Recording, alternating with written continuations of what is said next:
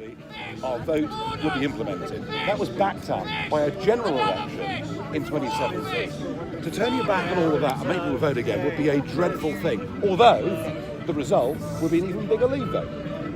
So if you've got your crystal ball out now, what's your prediction? What else is going to happen last week? My prediction is that she goes to Brussels, we get a slight changing of the grammar of the deal. She comes back and forces a second vote next week if she's brave enough, and loses again. And a couple of quick questions about UKIP, your decision to leave. Well, very sad.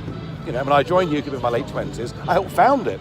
I'm now in my mid-50s. I've spent my whole adult life trying to build this party up, and we had some amazing successes. But the one thing I was very clear about, I wanted to talk about things that everybody else wanted to brush under the carpet.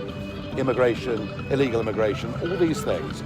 But I wanted to make sure we did it as a completely non-sectarian, non-racist party, which is why I banned and expelled people who had previous hard left, hard right political affiliations. Mr. And I was very, very, very, very firm on that, and now we've opened the door to all sorts of people, and it isn't just the end of my participation in UKIP, it's the end of UKIP as a serious electoral force. Right at the moment, when it could have been achieving amazing things. I'm very sad about it. Mr. Farage, do you think that Theresa May is condemned to lose everything? Oh, good Lord, yes, including her job, I hope. I mean, you know, that comment today, that it's her duty to carry out Brexit. I don't want a Prime Minister carrying out her duty. I want a Prime Minister that believes in Brexit and believes in the country. And she never has from day one. She can't even bring herself now to say that she believes in it. And that's why we get this sort of half in, half out mess that appeals to absolutely nobody. I found myself last Friday at a party talking to Peter Mandelson.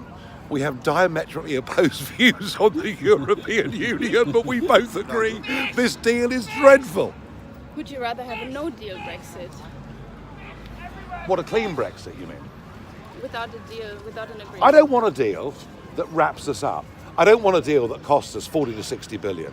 I don't want a deal that leaves us perhaps indefinitely stuck in European Union rules. I have no fears about World Trade Organization rules. Just go to Southampton, go to Felixstowe now, see the containers coming in from China, America, and elsewhere. You know, trade happens because a customer wants to buy a product, not because of what governments say. What about the forecasts that say that you might Oh, lose up to goodness 10% me. of... I've heard it all before. You know, back in the early 90s, I was working in financial markets and I was told that the exchange rate mechanism was very good for Britain. It was a disaster. 10 years on, I was told if we didn't join the euro, manufacturing would close, the city would close down. These forecasts are always wrong. Ultimately, Brexit gives us the opportunity not just to become a global player, but to become competitive, a word that very few in Westminster seem to even understand today.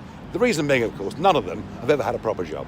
Isn't it painful to see You know Theresa May Brussels very like well. today, to see the Prime Minister, you're British, so Yeah. your Prime Minister is just fallen in Parliament today. Yes, well, I mean, the price for dishonesty is that you lose respect, and she's been utterly dishonest with the British people all through this process. I have no feelings of sympathy for her whatsoever. Pound falling down, good or bad for Britain? Very, now? very good. Don't forget, the pound was 208 against the dollar in 2008. The fall since Brexit is tiny compared to the fall that happened before that. And right now, given the uncertainty, a weak pound actually overall is good for the country. Can I borrow you? Yeah, sure.